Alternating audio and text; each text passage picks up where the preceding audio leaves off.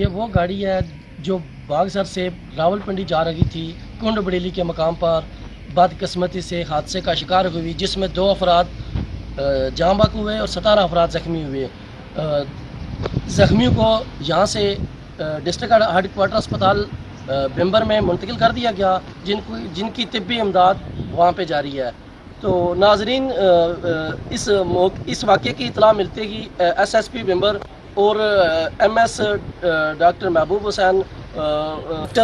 حسین M S اور assistant commissioner madam Benish جنال district اسپتال پہنچی اور عوام علاقہ کی کثیر تعداد اطلاع ملتے ہی اسپتال پہنچ گئی۔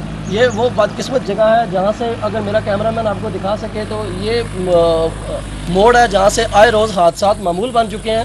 محکمہ شاہراہات کے قانون میں جوں تک نہ رینگی، جس کی وجہ سے آئے روز حادثات معمول بن چکے ہیں۔ یہاں پہ پہلے بھی 2-3 گاڑیاں گر چکی ہیں، صرف حفاظتی دیواریں نہ ہونے کی وجہ سے۔